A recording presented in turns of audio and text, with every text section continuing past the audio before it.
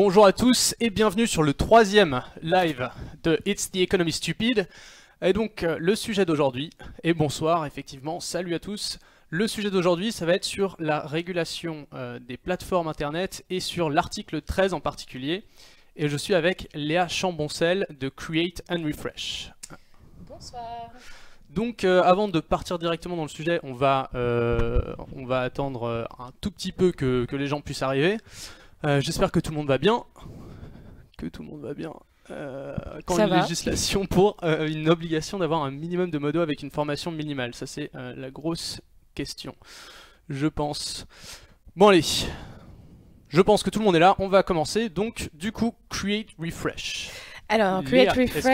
est-ce que tu peux me dire qu'est-ce que c'est? Est-ce que c'est un mouvement, une asso ou quelque chose comme ça? Alors, Create Refresh, en fait, c'est une initiative qui a été lancée en 2017 par plusieurs ONG et organisations de la société civile qui sont excessivement concernées par la liberté d'expression et de création sur Internet. Ce mouvement aujourd'hui, cette initiative en somme, regroupe plus de 30 associations à travers toute l'Union européenne et plus de 100 créateurs pour préserver la liberté d'expression et de création sur Internet. On peut dire que c'est en quelque sorte un lieu d'expression pour les créateurs afin de préserver leurs droits et de promouvoir leur liberté. Ok, mais j'ai l'impression en fait c'est pas la première fois qu'on parle de création en danger, qu'on parle de copyright. Enfin, j'ai l'impression que c'est un thème qui revient assez souvent. En quoi là, enfin voilà, genre la quadrature du net quoi. Quelle est vraiment ici la racine de ce mouvement quoi. Enfin, c'est ça que je pense que c'est ça vraiment la question. Pourquoi est-ce que cette fois-ci est-ce que c'est vraiment dirigé à une question particulière ou Alors en fait, le mouvement est parti, enfin l'initiative est partie du constat que les créateurs sont très peu au fait des réformes et que très souvent ils ne sont absolument pas appliqués dans les réformes qui sont prises toutes les réformes des politiques publiques. Donc là, l'idée de départ des associations qui ont mis en place cette initiative, c'est de faire en sorte que les créateurs aient effectivement la possibilité de s'exprimer sur les questions qui les concernent de plein fouet, à savoir la protection de leur création et le droit d'auteur, mais aussi et surtout de leur permettre en fait de s'insérer dans un débat et leur donner la possibilité de faire émerger ce qui pourrait être le droit d'auteur de demain, qui puisse effectivement prendre en compte les intérêts de toutes les parties prenantes et que les créateurs soient au centre du débat, les petits créateurs comme les grands. Okay. Et que tout le monde soit protégé à armes égales dans cette espèce de nébuleuse qui peut être perçue comme ça, espèce de no man's land qui est Internet, mais qui en réalité est une richesse exceptionnelle puisque c'est aussi l'outil principal des créateurs de toute la génération web. On ne serait pas aujourd'hui ici si l'article 13 avait existé concrètement. Donc ça, c'est quand même assez important de le noter. Donc voilà, l'idée, c'est de leur permettre de se saisir de ces questions-là. En fait, ce qui m'a intéressé, c'est que tu m'as contacté la première fois, donc c'était après une vidéo. Donc c'est la vidéo que j'ai recommandé que vous alliez regarder sur Twitter, c'est Apocalypse, le futur de YouTube. Donc c'était sur une vidéo en fait sur laquelle je parlais de ce thème-là sans être forcément au courant de l'article 13. Donc c'est assez drôle. On parle beaucoup d'article 13, vous inquiétez pas, on va expliquer ce que c'est et tout ça. Il y a pas de problème. Mais donc en gros, dans cette vidéo-là, je parlais pas mal du statut hébergeur et du statut éditeur. Donc si certains veulent rattraper assez rapidement pour comprendre un peu mieux l'émission, n'hésitez pas à aller voir très rapidement la vidéo et revenez ici après. Et donc du coup, c'est ces thèmes-là en fait qui sont en question avec une nouvelle régulation européenne. En gros, il y a une nouvelle régulation qui arriverait et qui va changer les choses à un niveau, qui va changer la manière dont on va pouvoir créer, qui va changer le droit d'auteur. Comment ça va changer notre rapport à Internet, qu'on soit créateur ou même simple utilisateur en fait. C'est-à-dire que l'Internet tel que nous le connaissons, celui dans lequel toi et moi avons grandi, et c'est certainement le cas des personnes qui nous regardent aujourd'hui, en fait va être totalement bouleversé par cette mesure si elle vient à être adoptée. Ok. Donc ça, c'est la question. Parce qu'elle consiste en quoi en fait? Parce que là, Alors, je pense qu'on est au moment où il faut. Ouais, il faut un peu exactement. en Là, on parler. peut Est-ce que peut-être tu peux parler. lire l'article ou... Ouais, alors on va peut-être pas lire l'article parce que c'est assez fastidieux. En tout cas. Sylvain, est-ce qu'on peut l'avoir à l'écran Ouais, ce l'article? serait sympa, merci. Ça marche pas tout à fait, mais ça va venir. On l'a là, il est très long. Et... Alors effectivement, il est très long, donc je vais vous faire grâce. J'ai pas compris, excuse-moi. Ouais, il est sur l'ordinateur. Si, c'est moi qui ai raison, parce que c'est moi qui est devant la vidéo et pas c'est pas le régisseur qui a raison, jamais. Donc du coup, on va juste le lire tout simplement. On va alors peut-être pas le lire parce que c'est un peu fastidieux. Vous aurez l'opportunité de le trouver assez facilement si vous allez sur Internet. Donc il s'agit plus précisément, ah bah le voilà. Ça y est. Le voilà, merci, merci Sylvain. Il s'agit en fait plus précisément de l'article 13 de la proposition de directive sur le droit d'auteur. Donc attends, je vais remonter dans le document pour voir un peu de quoi il s'agit. Donc c'est tout ce document-là, c'est quoi exactement? Exactement, c'est la directive, la proposition de directive qui vise à réformer le droit d'auteur au sein de l'Union européenne. Et donc le but en fait c'est d'avoir une espèce de marché Alors, parce que toutes les règles sont différentes dans tous les pays. Alors l'idée... Et du coup... Le contexte en fait de la proposition de la Commission qui a été faite en 2016, septembre 2016, très exactement. Le contexte est le suivant. En fait, quand la Commission Juncker a été mise en place, ils ont fait un agenda en fait des réformes à venir et des objectifs qu'ils se fixaient. Dans cet agenda, l'objectif de la réforme du numérique au sein de l'Union européenne et plus particulièrement a été fixé l'objectif de la création d'un marché unique du numérique. Ouais. Donc dans ce package, en quelque sorte, il y a un certain nombre de réformes. Il y a un certain nombre de réformes qui ont été adoptées et qui ont été proposées. En septembre 2016, la Commission arrive avec ce texte précisément. Donc ça, c'est un peu le contexte. Donc là, c'est plus particulièrement la réforme du droit d'auteur dans le cadre du marché unique du numérique. Donc concrètement, ce que prévoit en fait cet article, en tout cas dans ces termes actuels, c'est que les plateformes Internet deviennent responsables des contenus publiés par les utilisateurs des plateformes et sont dans l'obligation en fait de venir bloquer les contenus qui seraient potentiellement protégés par un droit d'auteur. Donc en fait, il y a une mise en place d'un filtre. C'est ça en fait, hein. Il parle à un moment donné, c'est très clair. Attends, je crois qu'il faut descendre. Les techniques efficaces de reconnaissance des contenus. Donc ça, c'est surtout des algorithmes. Et donc en fait, ça veut dire que donc ce dont j'avais parlé dans la vidéo, c'était que il y avait un mouvement de plus en plus large. Mais avant de dire ce que j'avais dit dans la vidéo, je voudrais remercier Yazam pour la donation de 42 bits. Merci beaucoup. Et donc du coup, ce que j'avais dit dans la vidéo, en gros, c'est qu'il y avait un mouvement de plus en plus de plateformes qui vont aller, qui subissent en fait une pression des gouvernements d'aller chercher les contenus illicites en fait. Donc ça va être apologie du terrorisme ou enfin tous ces contenus là, d'aller les chercher et surtout de les enlever de leur plateforme pour nettoyer un peu. Et donc là en fait c'est et ce qu'on voit sur YouTube, c'est un peu le même délire, mais pour tout ce qui est droit d'auteur, quoi. Alors oui, effectivement, il y a une certaine, finalement, il y a un parallèle qu'on peut faire entre le type de filtre que tu mets en avant, apologie du terrorisme ou de la haine, violence, racisme, etc. C'est des choses qui ne sont pas tout à fait tolérables sur Internet, effectivement. Donc là, la mise en place d'un filtre vraisemblablement pour ce type de contenu semble être, je pense, justifiée en tout cas par des mesures de sécurité publique ou autres, et venir peut-être réfléchir à un système aussi radical pour la protection du droit d'auteur, il faut aussi se poser la question là c'est quand même deux sujets qui sont parfaitement distincts et je pense que c'est deux poids deux mesures en somme, hein. On peut peut-être pas traiter de la même façon des propos incitant à la haine raciale ou autre, ou faisant la et les contenus protégés par un copyright. Enfin, il y a une question de proportion aussi qui se pose quant aux libertés fondamentales. Le législateur est censé être en mesure de faire de savoir où mettre le curseur entre la nécessité de protéger un certain nombre d'œuvres privées, ou des œuvres qui sont diffusées et contrôler la diffusion, certes, mais aussi il faut qu'il sache où mettre le curseur entre la protection de ce type de contenu et par ailleurs les libertés fondamentales.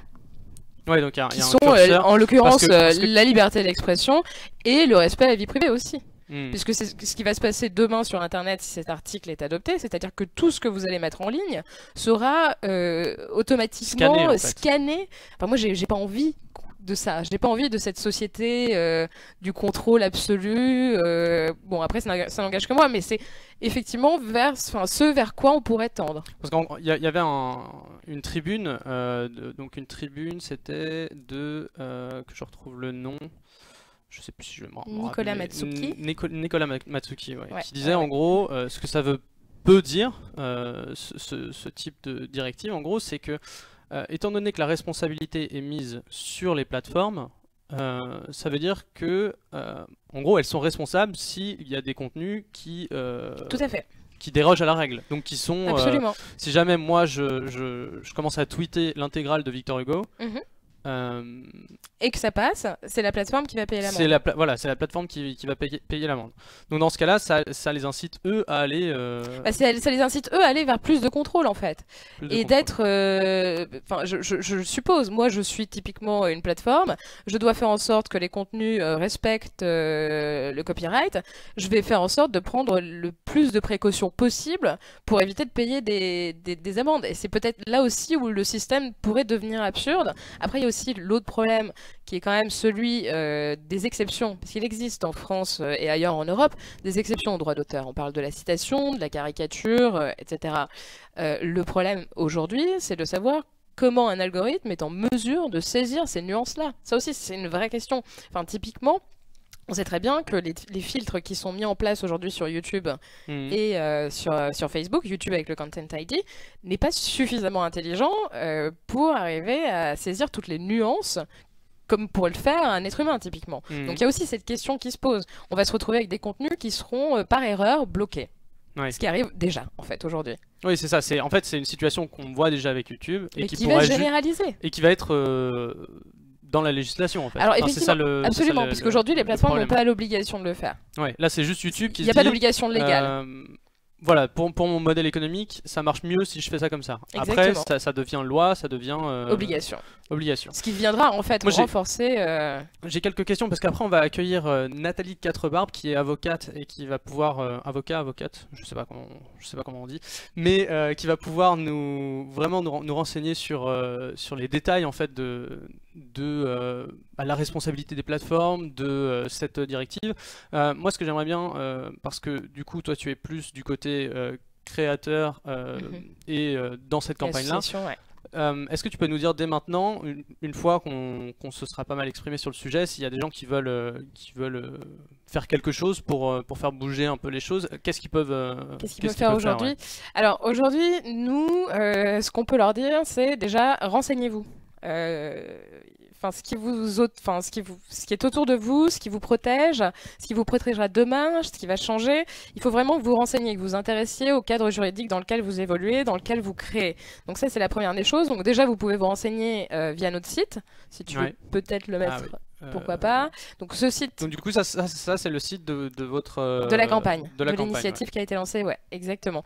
Donc là déjà vous pouvez trouver un certain nombre d'informations, notamment en fonction du type de créateur que vous êtes, comment ça peut vous impacter, si vous êtes journaliste, si vous êtes musicien, si vous êtes photographe.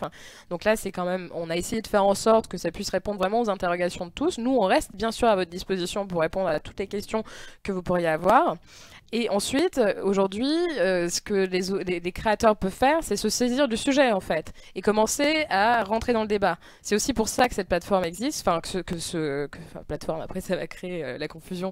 Ouais, mais c'est pas le même genre de plateforme. C'est pas le même genre de plateforme, que ce mouvement, que cette initiative existe. C'est aussi pour que demain, les auteurs, les créateurs soient aussi finalement les acteurs du droit qui viendra les protéger en fait. Ouais. Et c'est ça l'idée. Donc aujourd'hui, le vote de la directive devrait vraisemblablement se tenir fin juin au Parlement européen. Savoir qu'il a été repoussé à plusieurs reprises parce que d'une part, il y a il est difficile d'avoir un consensus absolu sur cette question puisque tout le monde n'est pas d'accord vraisemblablement, et on ose espérer que le bruit qu'on a pu faire en tant qu'association et aussi grâce aux créateurs a permis de bouger un peu les choses. Donc là en l'occurrence initialement ça devait être voté en décembre 2017.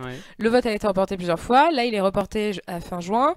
Donc ce que vous pouvez faire, c'est interpeller les créateurs, les auteurs peuvent déjà nous rejoindre et interpeller aussi leurs parlementaires européens sur ces questions.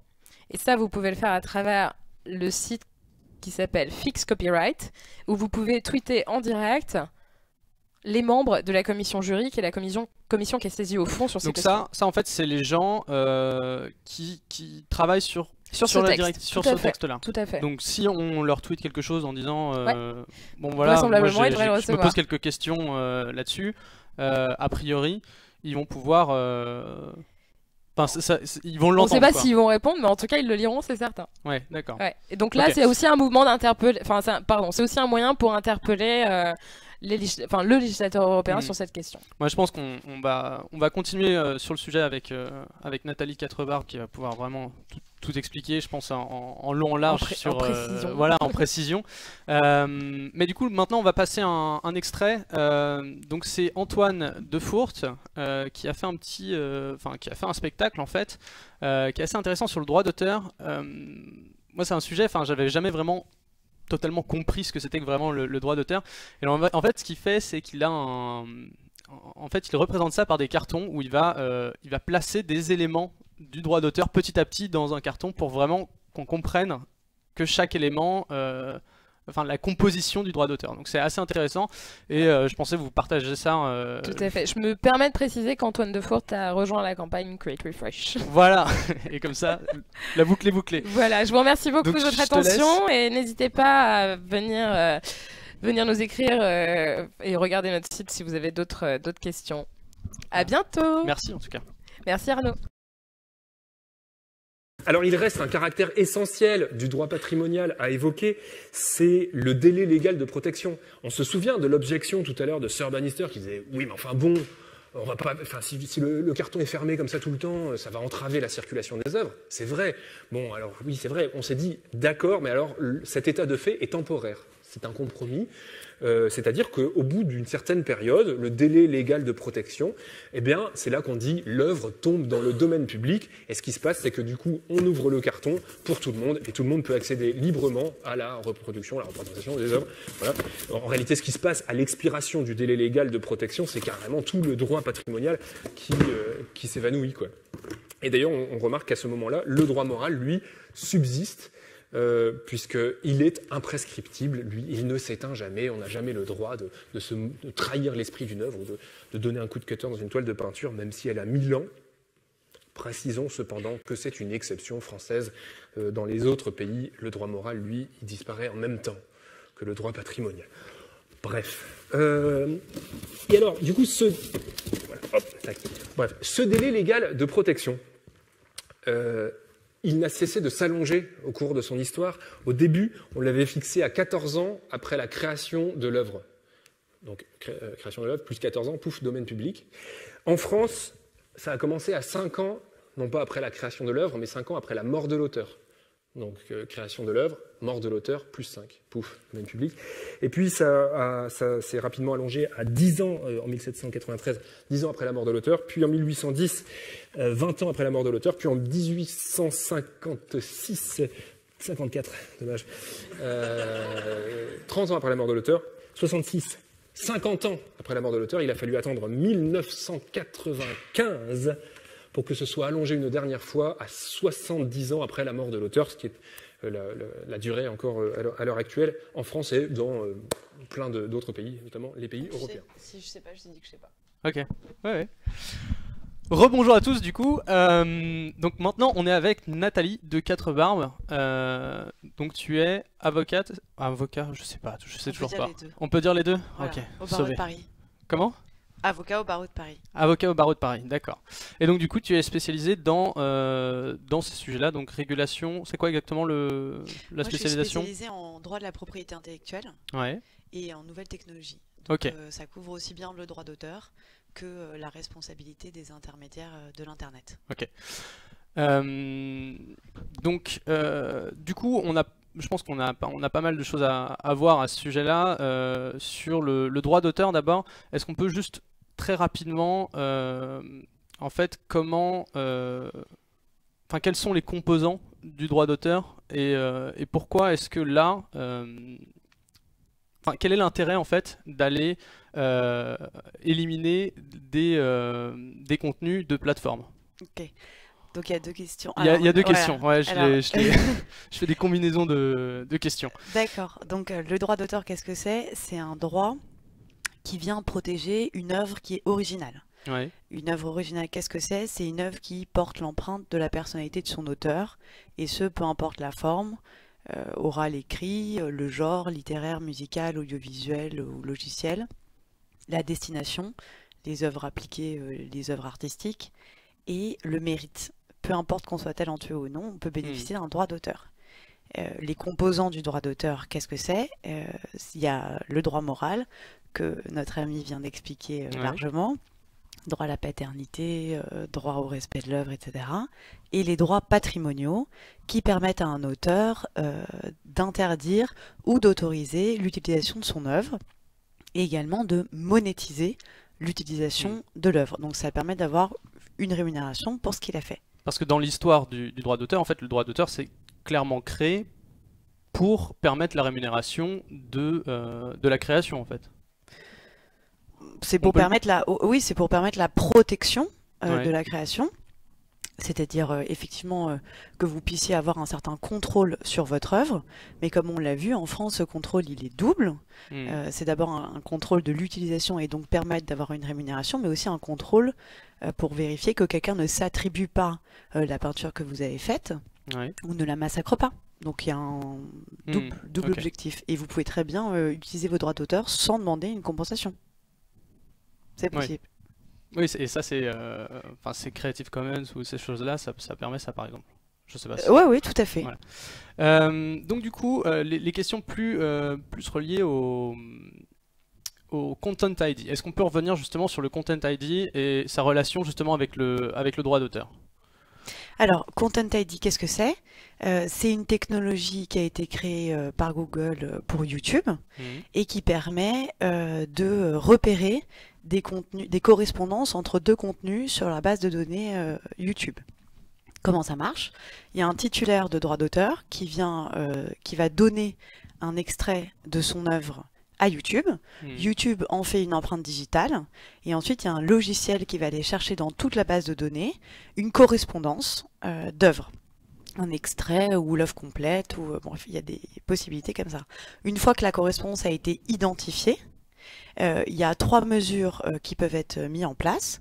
Soit le contenu correspondant peut être bloqué, soit il peut être monétisé, c'est-à-dire qu'il y a une vidéo publicitaire qui va apparaître au début de l'œuvre et dont les revenus vont être reversés au titulaire de droit, soit alors il y a des informations qui sont liées au visionnage de l'œuvre qui vont pouvoir être versées au titulaire des droits.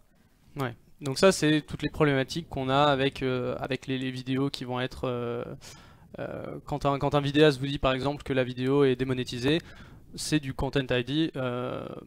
Dans certains cas, dans d'autres, c'est parce que le langage est pas correct selon YouTube, mais il y a certains cas où c'est du Content ID qui a repéré que dans ma vidéo sur tel sujet, j'ai utilisé tel extrait de contenu, l'œuvre. voilà, un extrait d'une œuvre. Le but, en qui est fait, sous c'est d'essayer copyright. d'éradiquer les contrefaçons de Ouais. YouTube, afin, par exemple, quand quelqu'un filme un film au cinéma et va aller retransmettre cette vidéo sur YouTube, d'empêcher la diffusion de ses œuvres, parce que ces œuvres, déjà, sont des contrefaçons, donc c'est interdit par le droit civil comme pénal. Et en plus de ça, ça va porter atteinte à tous les gens qui vont travailler sur cette œuvre, puisque les gens vont pas aller voir le film, ils vont pas payer leur droit d'entrée, ils vont aller visionner la vidéo sur YouTube. Ouais. Et donc du coup, le but d'utiliser le filtrage automatique pour YouTube, enfin, je pense que j'en ai déjà assez parlé dans ma vidéo, mais en gros, c'est que ça permet de ne pas utiliser d'humain en fait pour faire ce travail-là. En gros. Oui, c'est surtout que l'intérêt des filtrages automatiques, il est multiple. Premièrement, c'est qu'il y a une très grande quantité de contenu sur Internet et que les examiner les uns après les autres est extrêmement fastidieux. YouTube va indiquer que son Content ID, c'est à peu près comme si 36 000 personnes visionnaient 36 000 vidéos tous les jours, toute la journée, sans jamais cligner des yeux, pour vous donner une idée du ça veut contenu. dire qu'il faut, il faudrait énormément de gens pour faire le même travail. Brassage, et effectivement, ça permet du coup de couper peut-être le coût et d'aller beaucoup plus vite. Voilà, c'est ça. Le deuxième point, c'est qu'il faut aller plus vite, parce que vous avez là, on est en train de parler des problèmes de droit d'auteur, mais comme l'a évoqué Léa qui était là juste avant moi, vous avez aussi des problèmes de contenu illicite qui ne relèvent pas du droit d'auteur, mais qui relèvent par exemple de l'apologie des crimes contre l'humanité, des terroristes, etc. Mais même avec les droits d'auteur, vous avez un grand intérêt à venir bloquer le contenu rapidement après son apparition sur Internet pour éviter sa prolifération. Et donc les filtrages automatiques, ils accélèrent aussi le traitement des données. Et là, je pense qu'on arrive justement à la question de la responsabilité, qui est une question très importante dans ce sujet-là, en fait, parce que donc il y a, où est la responsabilité aujourd'hui de la plateforme vis-à-vis de, donc ça peut être des contenus illicites, mais aussi du droit d'auteur, parce qu'en gros, ça veut dire que si aujourd'hui, moi, je peux uploader un film, par exemple, sur une plateforme et qu'il n'y ait pas de contrôle, qu'est-ce que ça veut dire pour moi et pour la plateforme? Donc s'il n'y a pas de système de Content ID ou s'il n'y a aucun respect de ces règles-là, qu'est-ce que ça veut dire à ce moment-là? Est-ce qu'il y a un responsable dans cette... à ce moment-là? Voilà, il y a deux choses en fait qu'il faut distinguer. Tout premièrement, la personne qui met en ligne un contenu illicite, elle est responsable et c'est tout à fait normal. Elle a choisi de mettre en ligne un contenu qui est illégal et elle en assume la responsabilité. D'autre part, il y a la responsabilité des plateformes qui, elle, est une responsabilité qui est plus compliquée à penser. Et vous avez donc un texte communautaire qu'on appelle la directive e-commerce qui vient poser un système de responsabilité allégé pour des personnes qu'on appelle des hébergeurs. Les hébergeurs sont les personnes qui vont aller stocker et héberger les contenus qui ont été mis en ligne par des tiers et qui ont à cet égard un contenu purement technique, automatique et passif. D'accord? Donc c'est assez évident quand vous pensez à OVH par exemple de se dire qu'il a un contenu purement technique. OVH c'est un hébergeur de site. Voilà, qu'il a un contenu technique, automatique et passif et qui ne doit pas être responsable des contenus qu'il stocke. Mais quand vous pensez à des plateformes comme YouTube ou comme eBay ou enfin des plateformes qui vont pas uniquement héberger des contenus de tiers mais qui vont également proposer d'autres services qui sont liés, la question de leur responsabilité à elle est beaucoup plus complexe. Donc en fait, ce que tu es en train de dire, c'est qu'il y a plusieurs types de plateformes. Il y a des plateformes qui sont vraiment plateformes, type OVH, où il n'y a rien à dire parce que ils font que ça, quoi. Enfin, ils font vraiment, c'est juste une activité de mettre en relation un bien à des personnes sans qu'il y ait vraiment le rôle d'intermédiaire, c'est juste du stockage. Et il y a d'autres plateformes où il y a quelque chose en plus. Là. En fait, il ne faut pas partir de la plateforme, il faut partir de la responsabilité allégée. Ce qu'on vous dit, c'est que le système de responsabilité allégée, il bénéficie qu'à un certain nombre de personnes. D'accord. Donc, quand vous ne faites qu'héberger un contenu, mais qu'il n'y a aucune... Quand vous dites OVH, il fait que stocker un contenu, c'est absolument normal, il ignore le contenu. Ouais. Et la question de savoir s'il peut être responsable pour le contenu qu'il stocke ne se pose pas. Il sera responsable que si on a attiré son attention sur ce contenu et qu'il ne l'a pas retiré. Donc en gros, si la police arrive et qu'elle dit il y a un contenu chez vous, il est illégal, là OVH peut être responsable après un certain temps. S'il ne l'a pas retiré. S'il ne l'a pas retiré. Voilà. Ok. C'est ça la question. Et la même chose se pose, le seul mécanisme de responsabilité, c'est celui-là. Quand vous stockez, vous n'êtes pas responsable si vous n'avez pas connaissance du contenu ou d'une activité qui permet de le révéler, ou alors si vous en avez connaissance, si vous n'avez pas agi rapidement pour le retirer. La question, c'est qui va bénéficier de ce régime. Donc là, OVH, on vient d'en parler, lui, c'est pas la question. La question est plus compliquée pour des plateformes qui ont un rôle plus complexe, et c'est là où vient plus du YouTube, du eBay, etc. D'accord ? Ouais. Et la question se posait de savoir si ces plateformes-là vont elles aussi pouvoir bénéficier de ce régime de responsabilité. Donc la jurisprudence est venue poser des critères pour vous aider les plateformes à apprécier si elles pouvaient ou non bénéficier de cette responsabilité.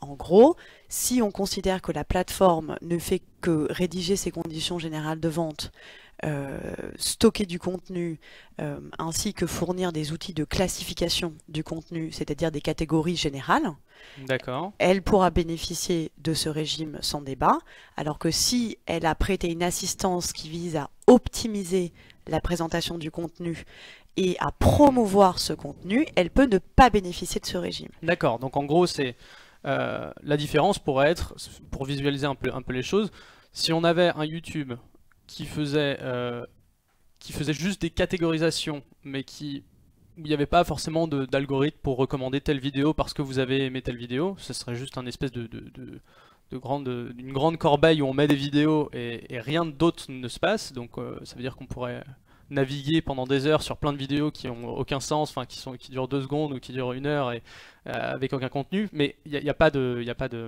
d'éditorialisation, on va dire, par l'algorithme. Là, ça pourrait rentrer dans la plateforme, dans la plateforme type OVH, enfin type, il y a aucune responsabilité sur les Alors contenus. je vais Ouais. vous simplifier. En fait, toutes ces plateformes-là qu'on connaît, qu'on a l'habitude d'utiliser, elles ont une responsabilité qui est difficile à appréhender. Donc il n'y a Ouais. pas de vérité. Et de temps en temps, et d'ailleurs selon les pays de l'Union européenne, la même plateforme pouvait être considérée comme bénéficiant de ce régime-là ou n'en bénéficiant pas. Donc c'est pour ça que c'est une matière qui est molle et qui est difficile à appréhender. Par exemple, eBay a déjà été considéré par certaines décisions comme étant hébergeur et par d'autres comme étant éditeur. Alibaba, il y a une décision donc provisoire et qui fait d'ailleurs certainement l'objet d'un appel, vient d'être considéré pour son service de professionnel à professionnel comme un éditeur et donc responsable du contenu qu'elle détient. Ce qui fait que, en fait, si vous voulez, pour des plateformes, c'est une matière qui est cruciale pour elles de savoir. Voilà. Et pourquoi c'est crucial, et je pense que c'est un point intéressant Ça, de comprendre, c'est de savoir justement si vous pouvez pas bénéficier de ce régime allégé de responsabilité, ça veut dire que vous allez pouvoir être condamné si des tiers mettent du contenu illicite dans votre plateforme.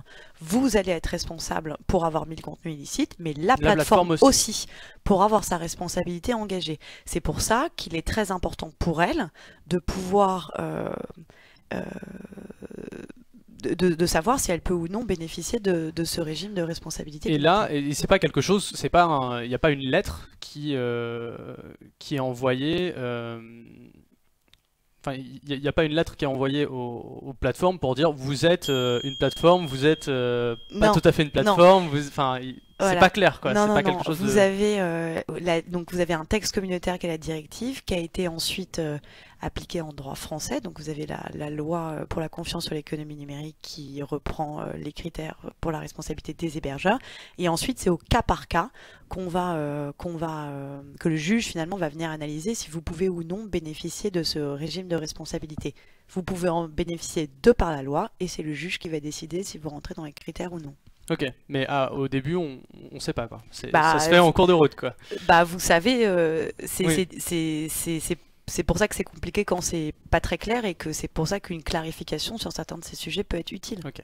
Et donc là, ce qui est intéressant avec l'article 13, c'est justement qu'on arrive dans un changement en fait de ce qu'on vient de décrire un peu des plateformes, des responsabilités des plateformes. Ou est-ce que je lis trop dedans? Non. L'article 13, en fait, ce qui va venir imposer comme obligation, c'est il va imposer aux plateformes de prendre des mesures qui vont être destinées à prévenir la mise à disposition du public d'un certain type de contenus qui sont des contenus protégés.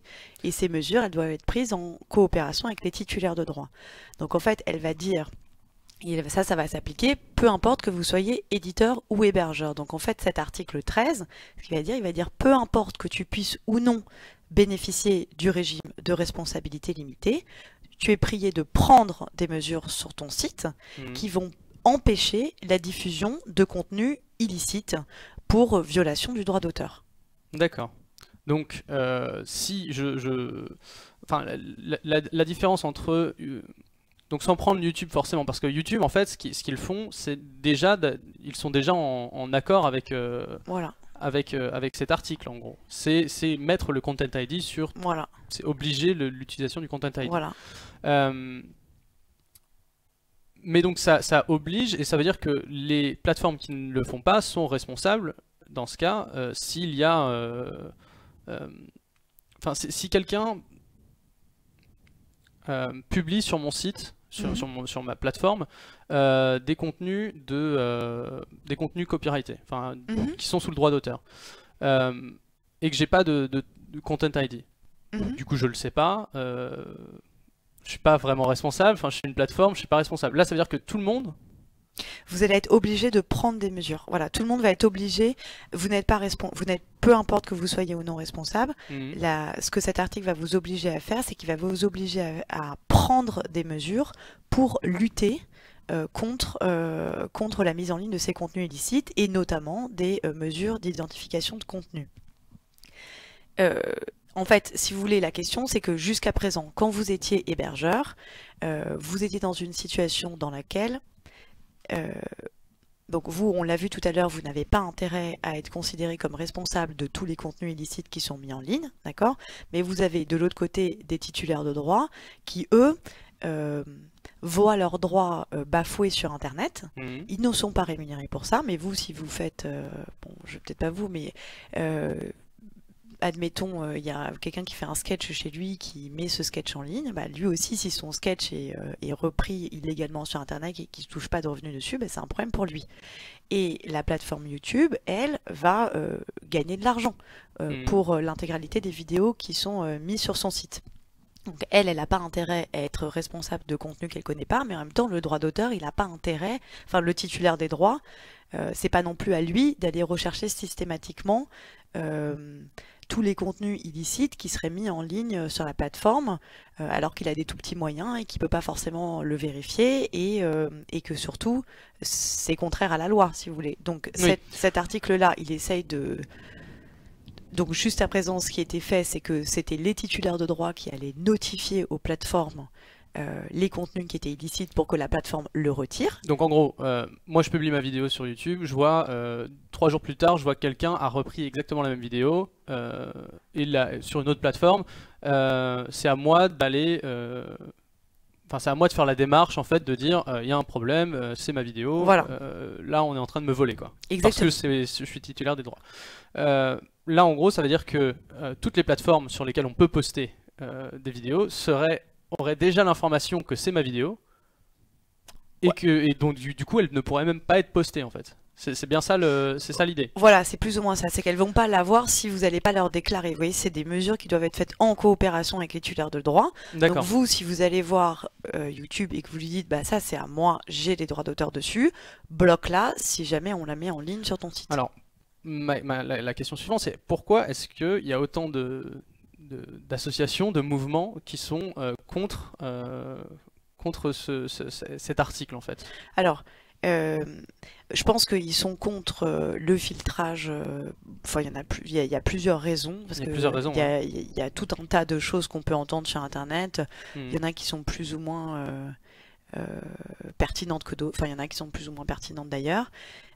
Mais le filtrage, ce qui pose comme question, en tout cas d'un point de vue juridique, c'est des questions qui vont être la compatibilité du filtrage qui va être mis en ligne avec un autre article de la directive qui dit qu'on ne peut pas imposer aux plateformes de faire une surveillance générale du contenu qui est mis qui leur est donné. Donc dans la même directive? Ouais. Vous avez, pas cette directive-là, une D'accord, directive de dans une 2000, on Ok. dit que les États membres ne Ah, peuvent sur pas, l'e-commerce. voilà, exactement, ne peuvent pas imposer aux États une obligation générale de surveillance des contenus qui sont postés. Là, ce sont des contenus qui sont identifiés par les titulaires de droit, donc certains se posent la question de savoir si ça peut ou non être compatible avec ça. Ça, c'est une D'accord. première série de remarques Ok. qui sont faites. Mais ça, c'est vraiment une remarque technique. C'est technique. C'est technique, ouais. Deuxième remarque, ça va être la mise en balance des libertés fondamentales. D'accord. Vous avez d'un côté le droit de la propriété intellectuelle, qui est un droit de propriété et qui donc est protégé par la charte sur les droits fondamentaux. C'est un droit fondamental. Et de l'autre côté, vous avez plusieurs libertés qui peuvent être restreintes par la mise en œuvre de filtres, par exemple. Vous avez la liberté d'entreprendre, parce que lorsqu'une plateforme va vouloir se lancer, eh bien, elle va devoir dépenser de l'argent pour mettre en place un tel filtre. Vous pouvez avoir également la protection de vos données personnelles, parce qu'il va y avoir un screening de votre adresse IP. L'adresse IP, c'est une donnée perso. Et vous pouvez avoir également la liberté d'information qui peut être restreinte, puisque on a vu que les filtres sont capables de bloquer des correspondances entre des contenus, mais ils peuvent également, dans ces correspondances, bloquer des contenus qui sont parfaitement licites, soit parce qu'ils sont postés par quelqu'un qui a les droits de le faire, parce qu'il détient des droits d'auteur également sur cette œuvre, soit parce qu'ils rentrent dans le cadre d'une exception de droit d'auteur, comme on disait la parodie ou autre, et du coup, on peut considérer que le blocage de contenu illicite pourrait porter atteinte à cette liberté d'information. Attention, on voit donc en l'espèce qu'on a d'un côté, on a plusieurs droits fondamentaux en fait qui se mettent en balance, et du coup, il n'y a pas de décision qui viendrait dire si c'est bon ou pas bon la combinaison qui est proposée dans cette directive. Ce qu'on sait, c'est que si la Cour de justice de l'Union européenne a dit en 2011 ou 2012 que si le filtre était extrêmement général et préventif, il pouvait porter atteinte aux droits que je viens de vous énoncer dans un arrêt Sabam Netlog. Mais là, il s'agissait de mettre des filtres. La Sabam, c'est comme la SACEM, donc c'est une société de gestion qui comprend des milliers de droits d'auteur. Et donc mettre en place un filtre à titre permanent pour toutes les œuvres passées et futures, à titre préventif, etc., pouvait porter atteinte à la liberté d'entreprise, de vie privée et la liberté d'information. Mais là, c'est ce qui est demandé, en fait, dans la directive. Non, là, c'est pas pareil, parce que là c'est des droits qui sont identifiés. Vous voyez, c'est... Donc qu'est-ce que ça veut dire que des droits identifiés? Donc ça veut dire que il faut quand même que j'en fasse la demande, enfin il faut quand même que je sois inscrit quelque part pour que mon droit soit... Ouais. Que À mon sens, ça va être identifié. Mais même si le droit est identifié, vous pouvez toujours avoir des problèmes. C'est ce que Léa disait tout à l'heure, notamment sur je vous dis que cette vidéo est protégée, est-ce qu'elle est vraiment protégée?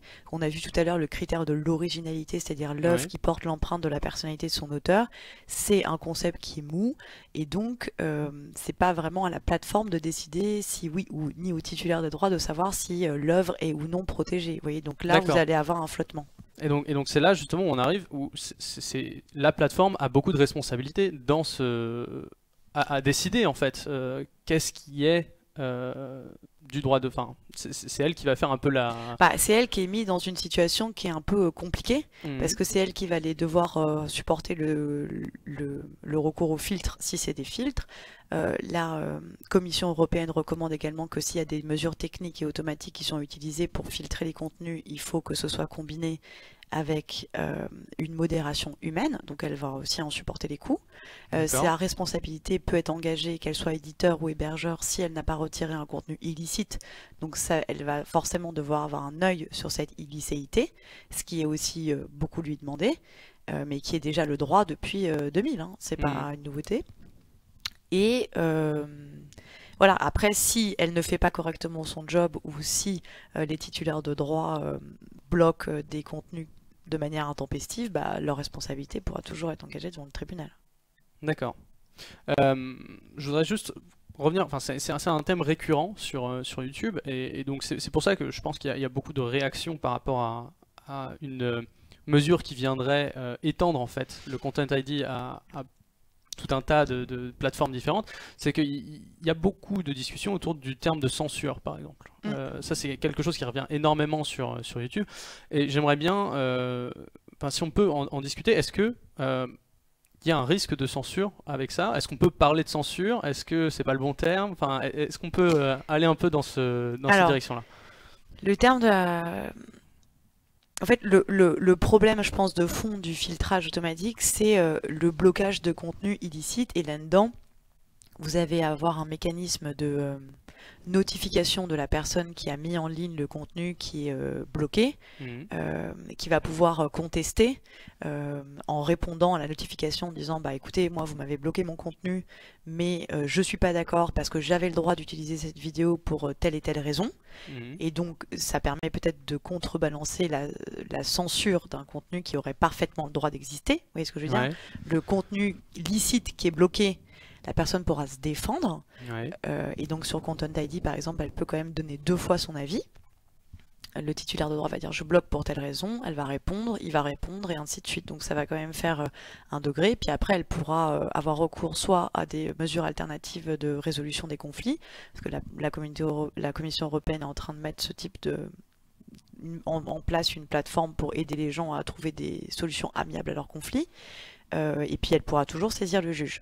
En revanche, le contenu qui est illicite, il sera bloqué parce qu'il est contraire à la loi. Donc illicite en termes, là on parle de illicite en droit d'auteur ou illicite en... illicite, ça veut dire qu'il est contraire à la loi. Donc peu importe le contenu. Contenu illicite, en fait on peut tout mettre dedans. On peut mettre de l'apologie au terrorisme ou c'est 40 secondes de... je sais pas quel film quoi. Attendez, si c'est 40 secondes de je sais pas quel film, est-ce que c'est illicite? Est-ce que c'est illicite? C'est plus ça la question. Si c'est 40 secondes d'un film qui fait partie du domaine public parce qu'il n'y a plus de droit d'auteur, il a expiré, on est plus de 70 ans après la mort de l'auteur, il n'y a pas de problème. Si c'est 60 secondes d'un film d'1 minute, ce ne sera peut-être pas considéré comme une citation, mais ça peut être aussi une citation. Vous voyez ce que je veux dire? Il y a les exceptions au droit d'auteur. Par contre, si vous allez... je sais pas, lire un texte qui est celui ou je sais pas, faire un film à partir d'un livre sur lequel vous n'avez pas les droits, c'est interdit par la loi, et point, que vous soyez sur YouTube ou autre, si vous violez la loi, vous êtes contrefacteur et vous n'avez pas le droit, quoi.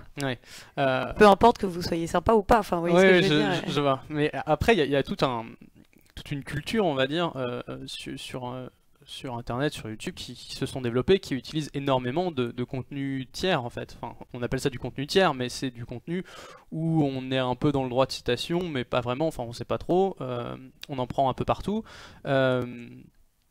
Est-ce que est-ce que cette loi-là, elle correspond un peu aux usages, quoi? C'est un peu ça la question, c'est que on a l'impression en fait que tout ce qui est vidéo commentaire, où on va avoir quelqu'un qui va prendre par exemple un bout du JT par exemple. Le JT est sous Content ID aujourd'hui. Donc si je prends un bout du JT et que je veux réagir dessus en disant, même si c'est 1 minute et que je veux réagir dessus, la vidéo va être bloquée sur YouTube. Est-ce que ça, c'est ça que j'ai du mal à comprendre. Est-ce que là il n'y a pas un droit de...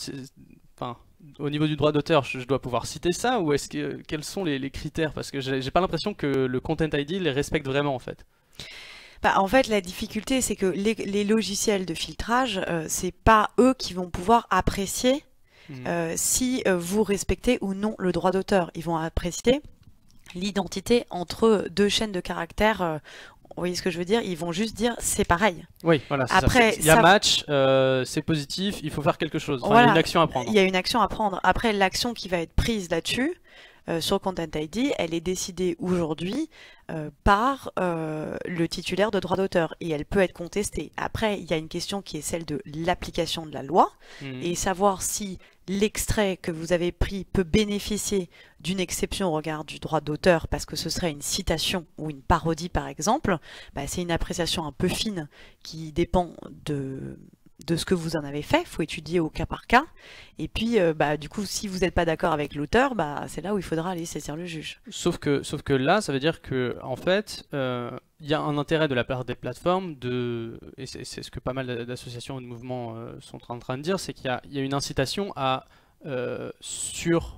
enfin, c'est peut-être pas surbloquer, mais en tout cas à faire que les algorithmes qui vont repérer les contenus ne laissent rien passer, parce que sinon ils sont responsables pour le coup. Ils sont aussi responsables s'ils bloquent trop.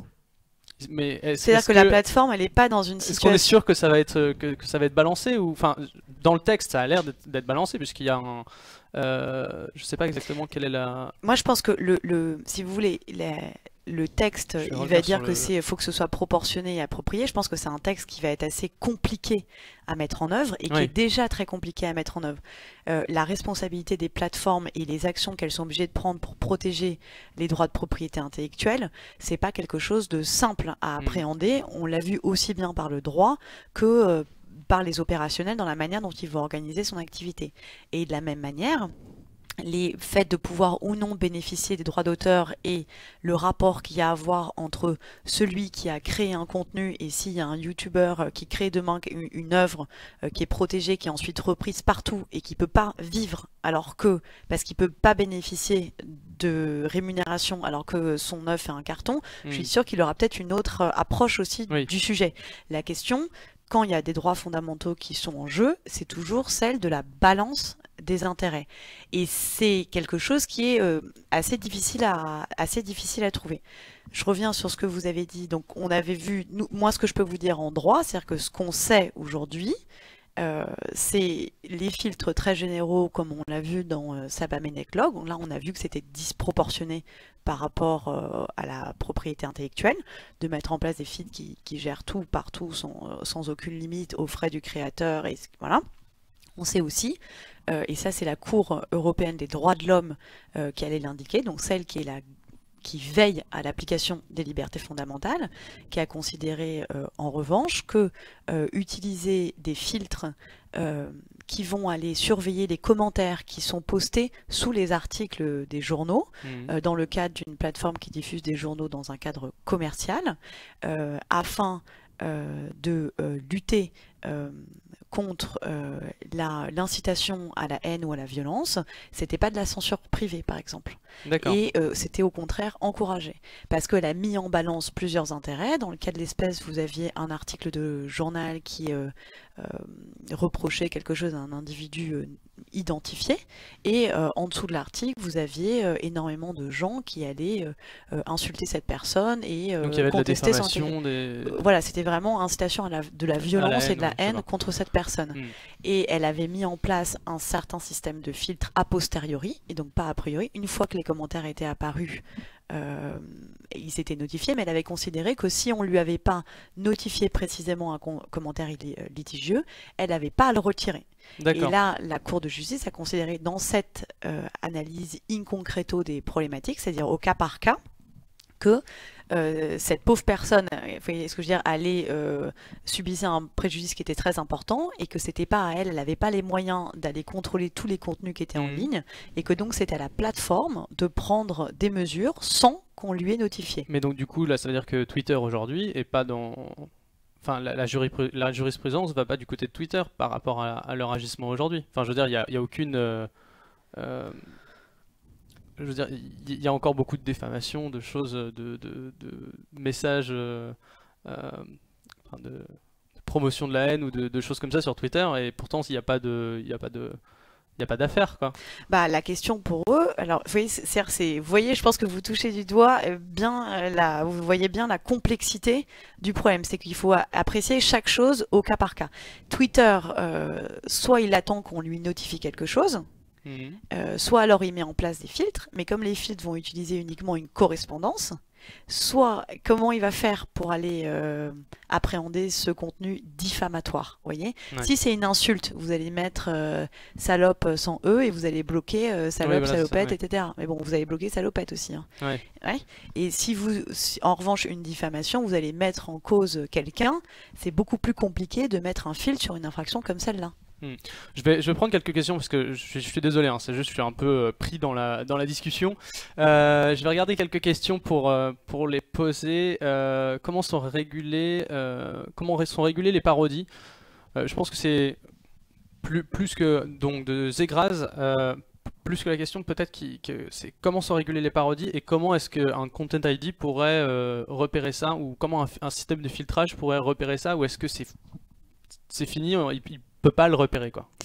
Alors la parodie, donc c'est une exception au droit d'auteur. Donc vous avez le droit de faire une parodie sans demander d'une œuvre, sans demander l'autorisation de son auteur, à condition que ça ne porte pas illégitimement atteinte à ses intérêts. Voilà, bon. Content ID.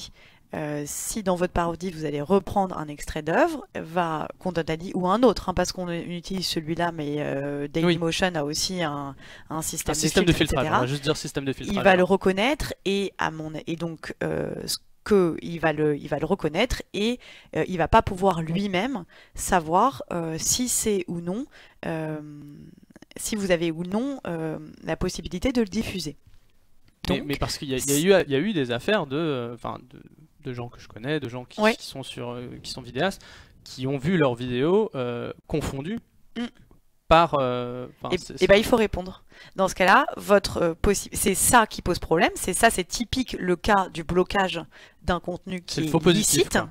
Ouais. Voilà, et du coup dans le blocage de ce contenu licite, vous pouvez répondre en disant que vous estimez que c'est une parodie et que le contenu doit passer. Mais dans ce cas-là, ça veut dire que c'est... Mais c'est pas une situation qui est agréable pour la plateforme et pour le titulaire de droit non plus, dans le sens où personne n'a envie de bloquer un contenu licite, et s'il le bloque indûment, vous pouvez aussi venir les chercher pour ça. Donc ça, c'est quelque chose qui existe déjà, ou c'est quelque chose qui va arriver avec la directive? Dans la pratique, vous avez d'ores et déjà des filtres qui sont mis en place quand la directive elle n'est pas en vigueur, et ça existe déjà, vous avez déjà le problème et vous avez déjà la possibilité de le contester. Ok, parce que directive... du côté vidéaste, créateur, ça paraît pas si évident que ça, quoi. Enfin, je veux dire, c'est... ça reste... YouTube, en fait, ça reste la plateforme qui gère ça. Ouais, mais vous pouvez regarder, si vous faites une recherche sur Google, c'est très bien expliqué, et vous pouvez le faire, et vous pouvez contester même 2 fois. La directive, si vous voulez, la directive, ce qu'elle vient faire, c'est qu'elle va aller imposer à des plateformes qui n'étaient pas forcément enclines à le faire, d'aller utiliser des systèmes et prendre des mesures en coopération avec les titulaires de droit qui n'étaient pas forcément non plus enclins à le faire, pour se mettre d'accord pour essayer d'éradiquer ces problèmes de contenu illicite en ligne. Elle leur dit travailler ensemble.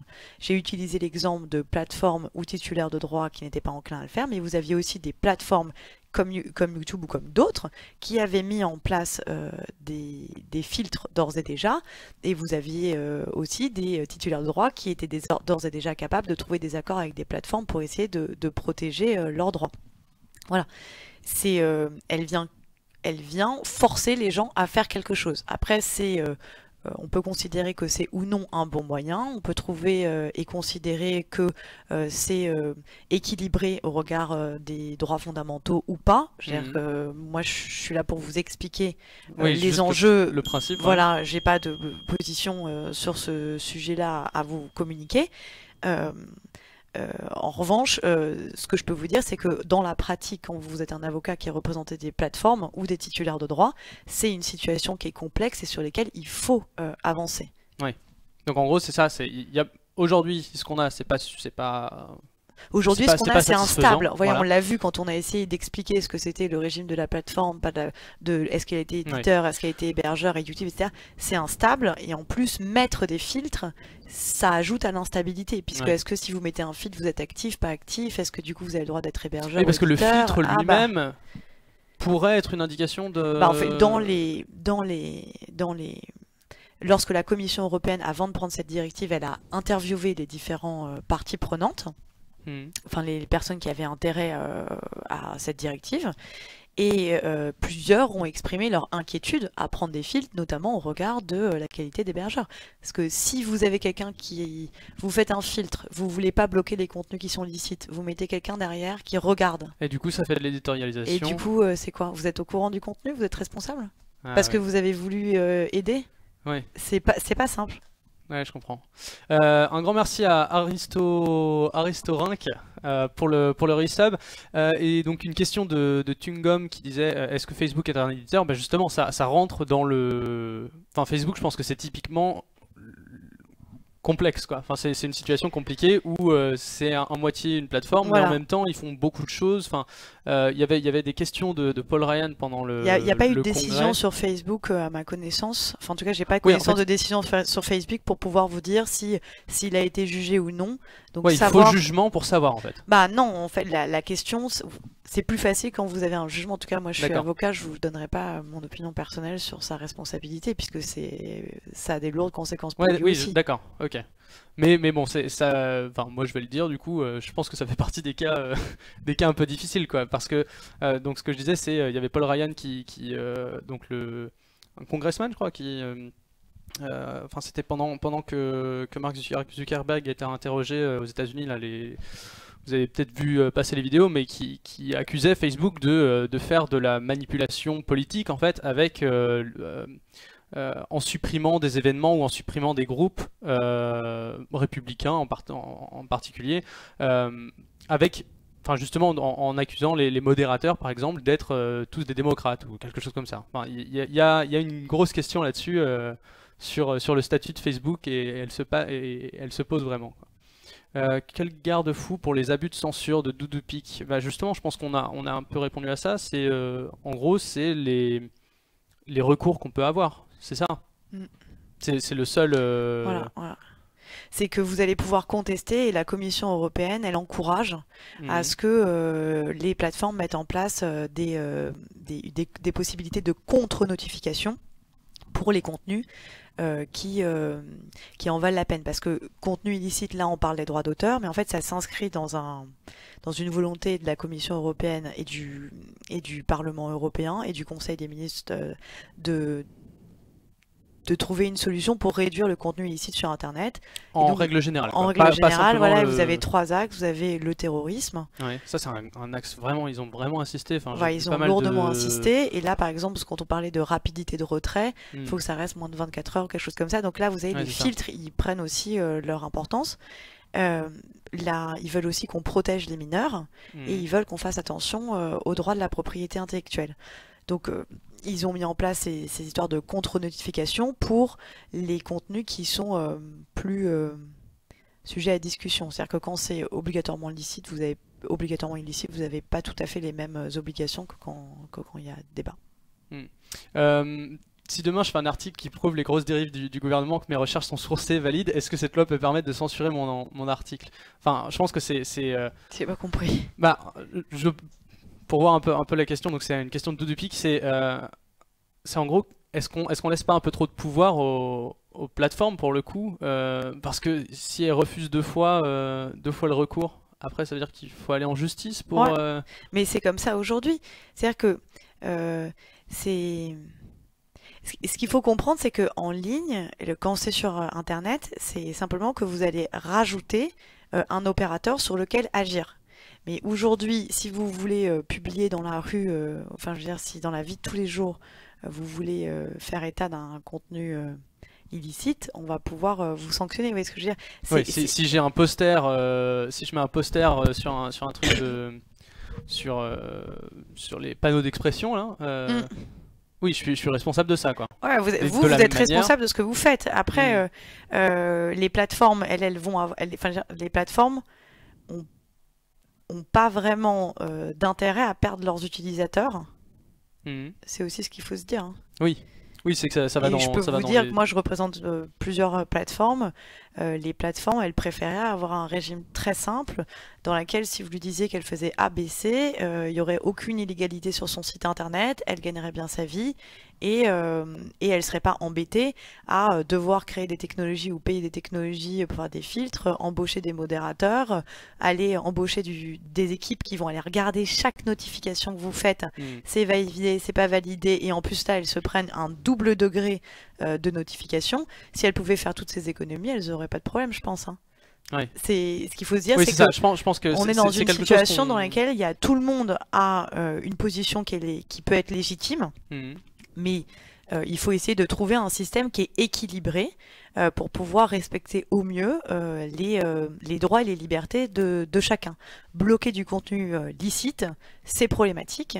Laisser du contenu illicite, C'est problématique. Et est-ce qu'on peut faire une différence entre quel est le plus important? C'est compliqué à faire. Enfin, c'est des choix de société. Voilà, c'est compliqué à faire. Après, je pense que voilà, personne ne va remplacer un juge, ni la plateforme qui n'a pas forcément la connaissance de tous les domaines pour pouvoir savoir si dans ce cas-là c'est licite ou non, ni... Vous voyez ce que je veux dire? Ouais. C'est Mais complexe. ça laisse quand même à la plateforme, un petit pouvoir de, je sais pas si c'est de police ou, enfin, on avait parlé du terme dans notre première conversation téléphonique. Je sais pas exactement dans quel contexte, mais j'aimerais bien qu'on en parle un peu Ouais. de ce le du problème, terme police, quoi. le problème, et c'est ce que je vous avais dit la première fois, c'est la question de qui fait la police sur Internet. Ouais. Parce que si on prend une situation dans un marché, par exemple, au lieu d'être sur eBay ou sur YouTube, vous allez prendre une situation sur un marché derrière la mairie, voilà, et qu'il y a des produits qui sont contrefaisants, la personne qui va mettre en vente ces CD-ROM qui portent atteinte au droit d'auteur, eh bien, elle sera considérée comme responsable et il n'y a pas de problème. Et la police va venir, elle va identifier le contenu et elle n'aura pas de problème à le faire, et personne va aller chercher la responsabilité de la personne qui lui a loué la place de parking. Ouais. Voilà. La question, c'est que sur Internet, il y a un tel volume d'informations, tellement de marchands de CD partout que et c'est même plus le... on a, je pense, une police qui a pas du tout, et ça va pas, enfin l'histoire ne va pas du tout dans le sens de renforcer les moyens de l'État pour aller lutter contre les infractions, ils peuvent pas aller appréhender tout, et ils ont pas forcément les connaissances, etc., etc. Donc la question, c'est un peu qui fait le ménage, quoi, qui fait la police sur Internet. Mais la police, elle va s'occuper des infractions pénales. Maintenant, les droits de propriété intellectuelle, c'est une infraction. La contrefaçon, c'est pénal, mais c'est aussi civil. Et quand vous avez quelqu'un qui contrefait vos droits d'auteur, vous pouvez aussi très bien, aller agir pour les faire respecter sans que la police intervienne, et ce sera à vous de le faire. La question, c'est juste que ça a un coût. Vous voyez ce que je veux dire? Ouais. C'est qui va porter le coût de la surveillance des contenus en ligne? Est-ce que c'est les plateformes parce qu'elles gagnent de l'argent et qu'elles en bénéficient? Ou est-ce que c'est les titulaires de droit, alors que les titulaires de droit ou la société qui pourrait prendre ça Voilà, mais alors après, donc là, ce que la directive propose de faire sur certains types de contenus en tout cas, c'est un espèce de mix. Vous avez les plateformes qui vont être obligées de coopérer avec les titulaires de droit, puis avoir aussi des espèces d'associations civiles qu'on va appeler des signaleurs de confiance, dont le rôle va être de venir... Ouais. J'ai pas vu ça dans le signaleur de confiance. Il y a plein de textes. Ouais, oui, non, mais enfin, dans celui-là, je l'ai lu, bon, il est un peu long. Ça, c'est sur les droits de propriété intellectuelle. Mais après, d'accord, vous en avez mais d'autres sur les signaleur de confiance, je l'ai jamais entendu parler Europol, du terme. Europol, par exemple. Ah, d'accord. Ouais. Ah, donc du coup, ouais, oui, pour les je comprends contenus mieux. illicites. Okay. Ouais, voilà, Okay. c'est ça. Après, pour la propriété Ça marche. intellectuelle, comme ça intéresse moins... ça intéresse plus les titulaires de droit, bah c'est eux qui vont agir pour défendre leurs droits, et je pense qu'entre le... Voilà. Ouais, une question très intéressante de la chauve-souris, et c'est vrai que je me suis pas posé cette question-là, mais au final, est-ce que en cas de contestation, est-ce que mon recours est contre la plateforme qui aurait supprimé un contenu legit ou contre le titulaire du droit d'auteur qui l'aurait réclamé?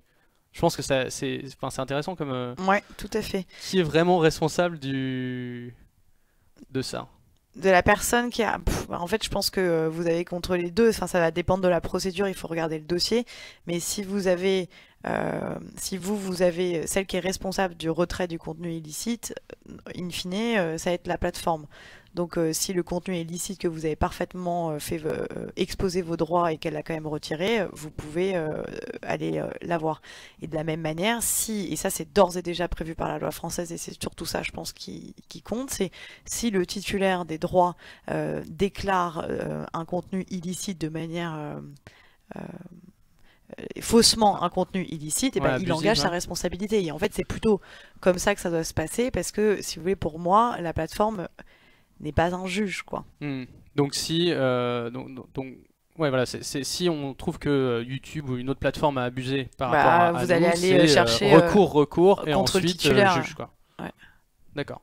Très bien. Bah je pense qu'on s'approche de la fin. Je vais juste laisser une ou deux questions si jamais vous avez des questions supplémentaires et puis je pense qu'on va tout doucement laisser l'antenne comme on dit.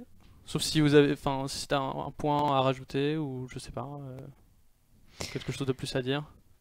Non, mais sur ça, voilà, moi je pense qu'on a fait un peu le tour. Je pense qu'il faut pas avoir d'idées préconçues. Ouais, Il moi, faut chercher un peu à savoir quel est le meilleur équilibre. Ouais, Et ce qui me puis semble... toutes les idées pour le trouver sont les bienvenues. Ce qui me semble vraiment intéressant, c'est de sortir un peu de juste créateur sur Internet avec nos pratiques. Enfin, on a des pratiques qui sont assez particulières et de voir aussi quel est le point de vue des autres parties prenantes en fait de cette affaire qui me semble assez Mais en fait, de ce que intéressant. j'entends, ce que vous me dites, en fait, c'est une question qui est un peu indépendante du filtre de ce que vous me dites. C'est finalement, moi, je me considère comme un créateur et j'utilise des extraits d'œuvres d'autres. Et est-ce que j'ai le droit de le faire? Et est-ce que moi, mon art, à partir des arts des autres, est-ce que c'est possible ou pas?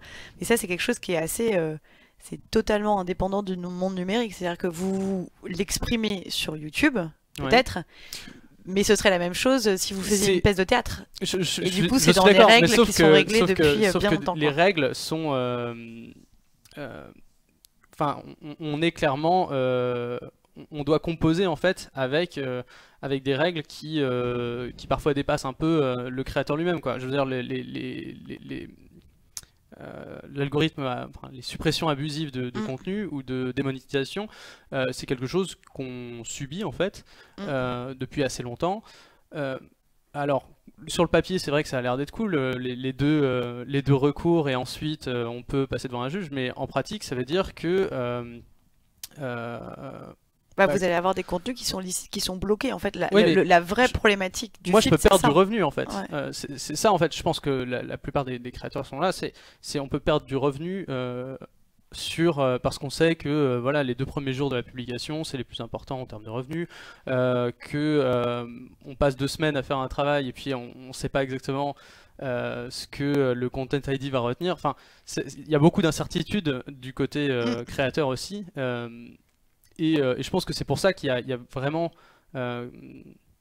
beaucoup de questions à ce niveau-là, quoi. C'est que la loi se fait petit à petit, les pratiques se font petit à petit, et du côté des créateurs, il y a beaucoup de questions et d'incertitudes, comme je le disais, sur qu'est-ce qu'on est en train de faire, est-ce que c'est légal, est-ce que c'est pas légal, et on le subit dans une certaine mesure parce que c'est une plateforme au-dessus qui est je comprends très bien, quoi. surtout, je pense que pour les créateurs de YouTube, et ça c'est quelque chose que cette directive aussi cherche à faire, mais ça d'autres articles, c'est aussi le poids de négociation que vous avez avec elle, et que c'est un vrai problème.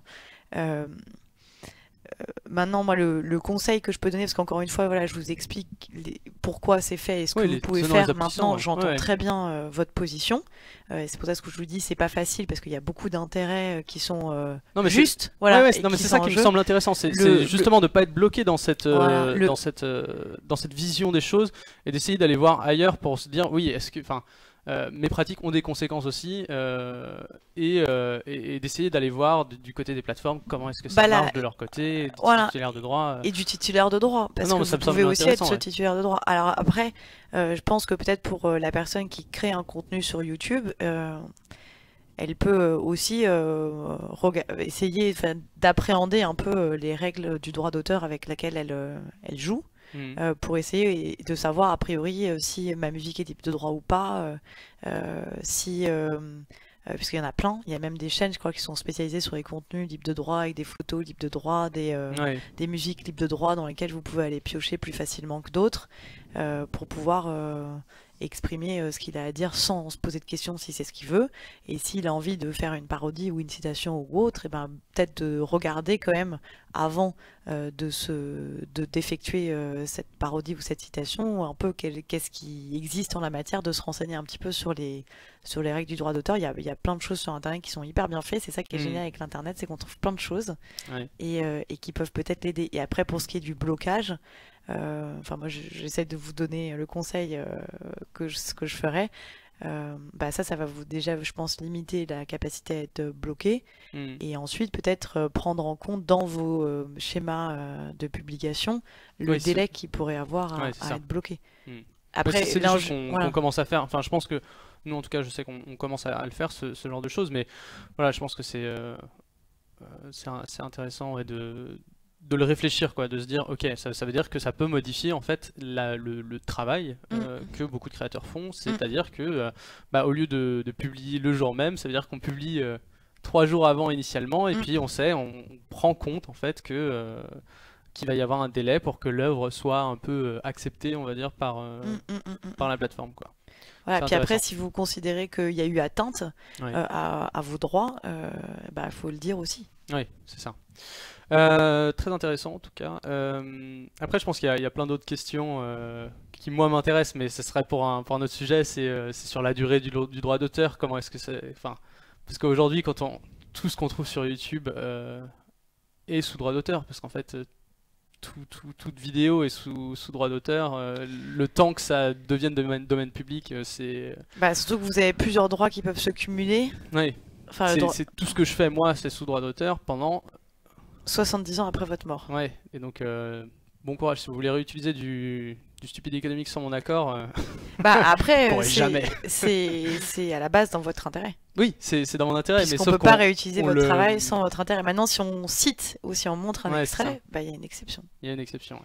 Ouais. Très intéressant en tout cas. Merci beaucoup pour cette explication. Je pense qu'il n'y a plus de questions. Et sinon, je vérifie juste une dernière fois. Et je voudrais juste faire un petit coucou à Superflamme et Micode qui sont sur ce live. Ces deux vidéastes qui doivent se poser beaucoup de questions justement sur la création. Donc voilà. Merci à tous et puis à la prochaine. Prochain live la semaine prochaine. Pas d'invité encore. On va voir de quoi on va parler. Voilà, c'est bon. Ciao.